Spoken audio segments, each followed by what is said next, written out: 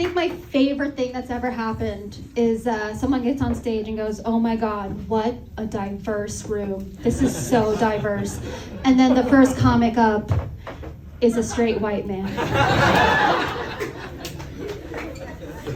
I assume, please tell me you're gay. Yeah, I don't know, he doesn't do his own electrical or plumbing, he could be. Yeah?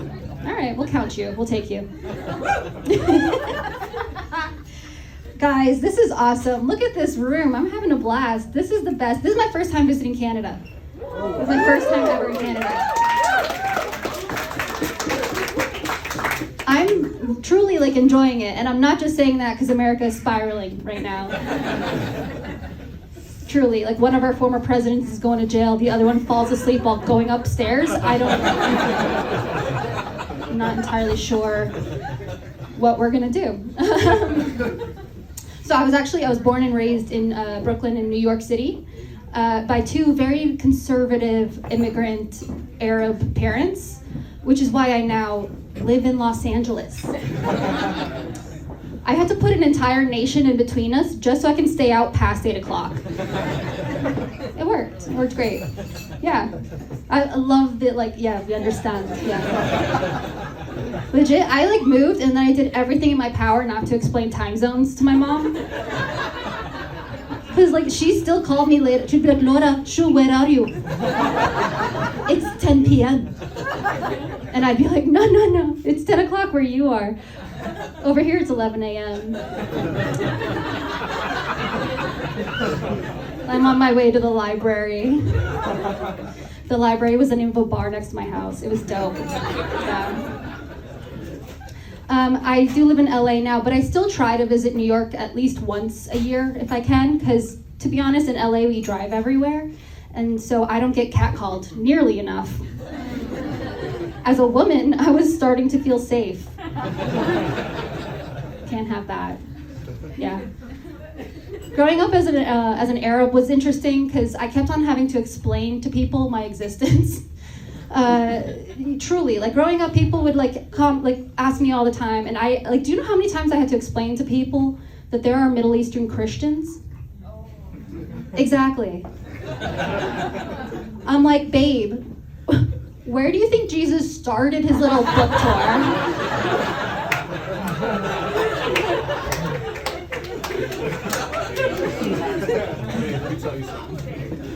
It wasn't London. Right? Where in the Bible does it say, Mary and Joseph were out looking for a flat? Nowhere. I'm just saying it's in the book. I didn't read it, but I'm pretty sure it's in there. Of course, we're Middle Eastern people are the original Christian. We're the OG Christians. No, we were Christian before it was mandatory. See, and that's why I like performing in Canada. You guys get a Crusades joke. All that said, I'm actually not Christian.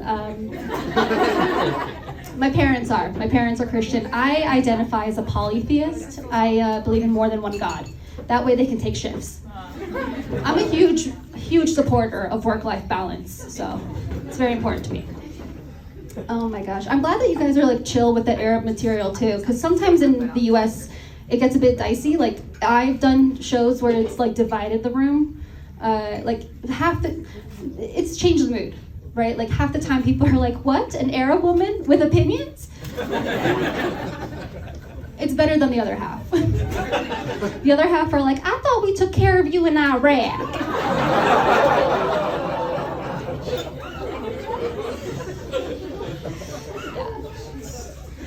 So if you're part of the first group, hi, hello, welcome.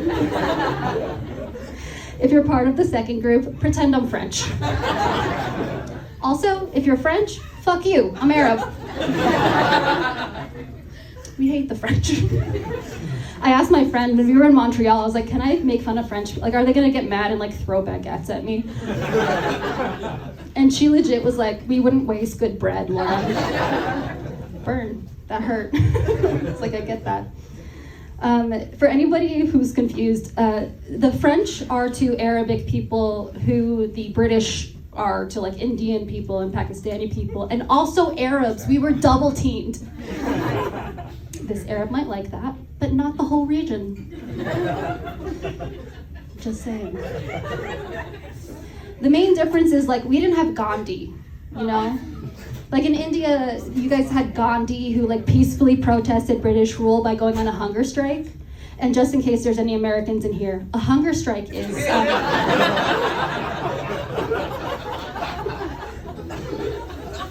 it's like intermittent fasting, but for a real problem.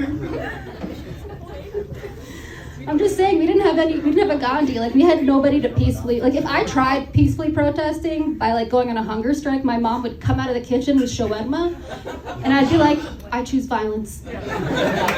Our food's too good. I'm choosing violence today. Can I ask you a question really quickly? The person who got the giant, massive chocolate cake. Yeah, don't think I didn't know. Like, did you have dinner, or did you just straight up order dessert like a maniac? I love the chaotic energy that you're giving.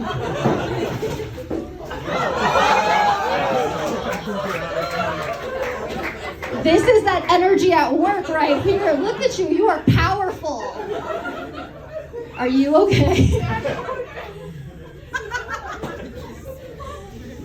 Look, I know that you didn't do it on purpose, but the timing could not have been better.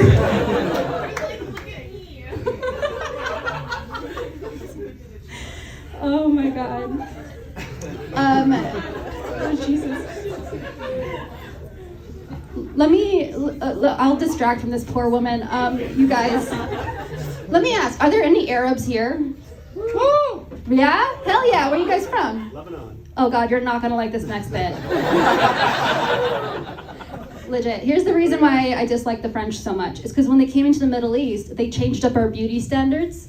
I'm from Syria, so I'm so sorry in advance. They changed up our beauty standards, and like that upsets me because like I'll hate the French less when I meet a Lebanese woman with her original nose.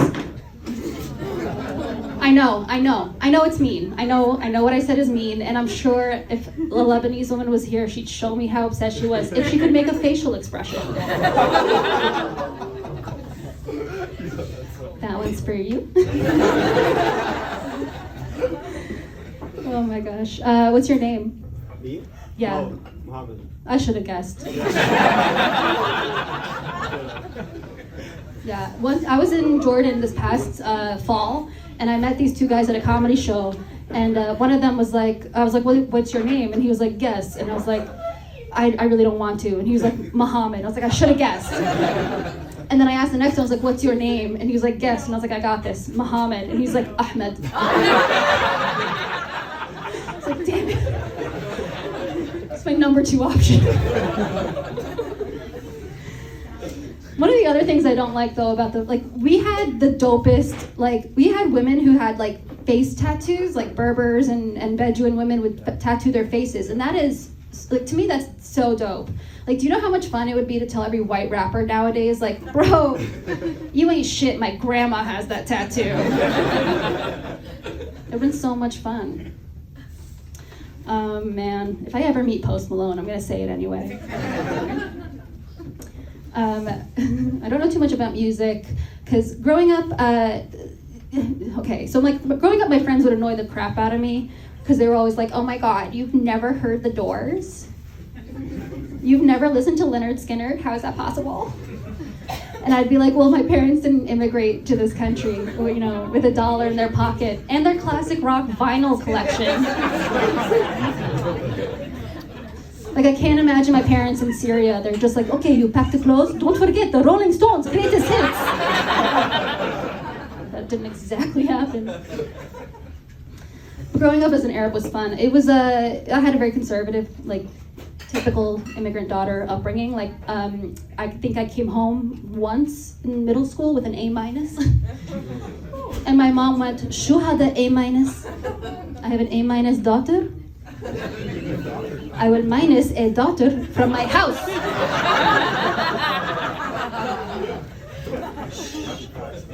I was like, okay, all right, wow, that's good wordplay, Mom. I see you're learning English. That's good. for you. She did this like super fun thing to motivate me. Like, she would compare me to other people. Like, she legit would, like, if I was like, Mom, I got a good SAT score, she'd be like, your cousin Sam had a perfect SAT score. Legit. And like before I did comedy full time, I was an engineer. But she was like, your cousin Samar was the VP of engineers. A woman could turn anything into a competition. She was skilled. Like, if I went home tomorrow, like, Mom, I think I have a UTI, she'd be like, your cousin Samar has a UTI. He still bought his mom a Mercedes. I was in the Middle East this past fall. I was spending some time with my family, and I was talking to one of my aunts, and oh my God, guess what I found out? I don't have a cousin Samir. I have 100 cousins. Not one is named Samir. My mom made him up. Do you not understand? This whole time I'm competing with a concept. Like, this is insane. I was so mad when I found out. I really was, because this guy was supposed to be perfect, right? Like, he was smarter than me. He had a better job, a nicer house, a better car. I was asking my aunt if he was single.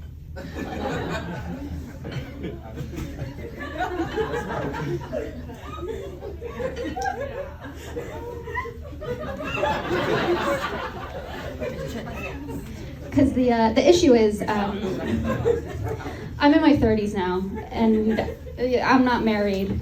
And in my culture, it's like illegal for a woman to be in her 30s and happy. So I gotta get married. But now whenever my mom calls me up and she's like pitching a guy to me, she'll be like, Laura, no, for real, I met him at church, he's very nice, you should consider him, he's a doctor. I'll just be like, oh, is he the VP of doctors? All right then. I'm not married. I am dating. Actually, my boyfriend and I, we just hit a new milestone. It was really cool. We hit a new milestone. We moved in together, ladies, into a house I bought.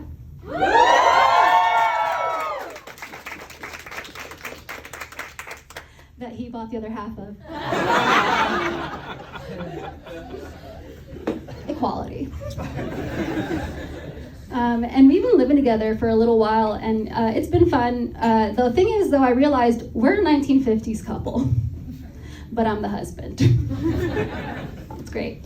Like, for example, like he works from home, he stays home all day, he does all of our cooking, and he takes like really good care of our dog. Meanwhile, I'm out every night at a different comedy club, and I travel a ton for work, and I'm cheating, so.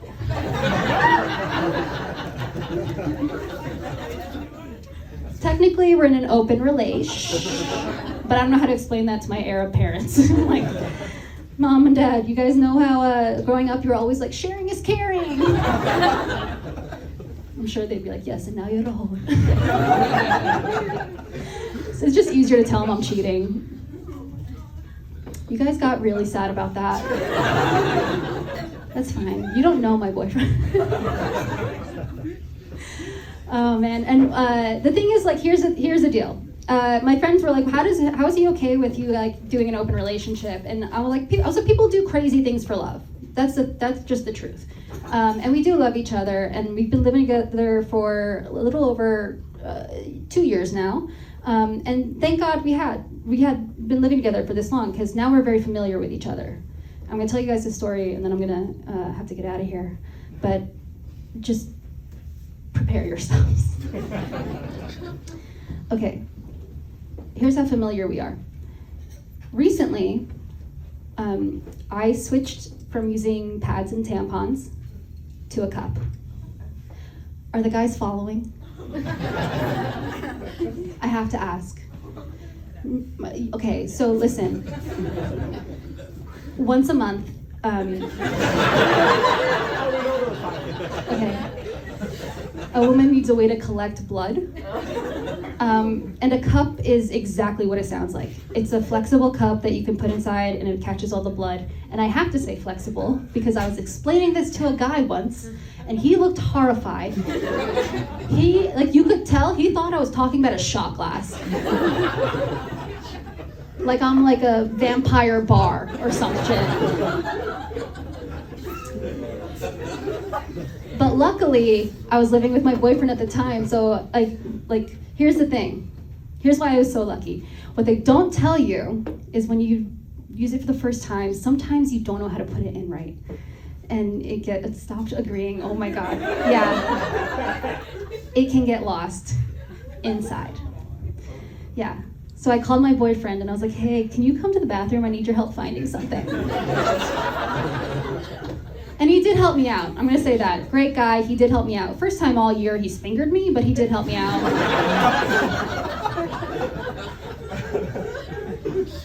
But here's how I know he loves me. Because he lives with me. And while I was laying there and he was helping me, I had the thought, what if this is how I propose?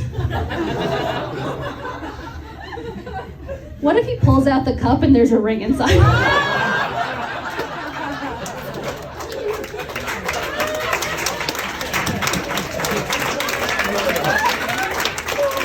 I'm just like, babe, I got you a blood diamond. Thanks guys, I'm Laham.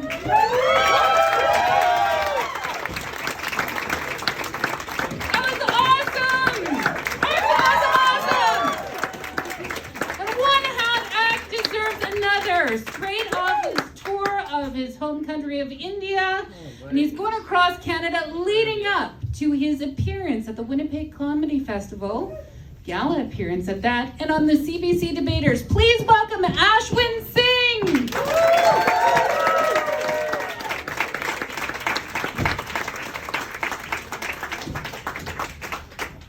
How you doing, Kelowna? Welcome to all the Indians. Hi. And all the white women from every winery in the Okanagan, I presume. Well, it's so nice to see you guys all sitting together. You can see who relates to what. Like when she was making the jokes about the Arab parents, like comparing you to other kids, all the Indian people were like, is she Indian? And then she had that joke about I'm cheating, and some white woman went, whoa! Infidelity is not part of your culture, I will have you know. Like, you don't have to. All right. Dude, like sometimes people introduce me on stage now, they're like, oh, this comedian, he came from a tour of India. And the audience is like, he is Indian. Since when is this impressive? But when I was on tour in India, they would introduce me on stage like, this guy came all the way from Canada! And the audience was like, he is Indian. So where exactly do I have to go to be impressive? That in a nutshell is the immigrant experience. You know, you move from one place to another, you're like, now two cultures will accept me. Nope, neither. People here are like, your accent is Canadian, you take the same accent to India, they're like, your accent is Canadian. This is a Canadian accent?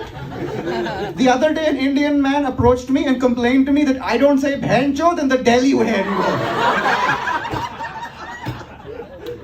Do you understand how insulting that is?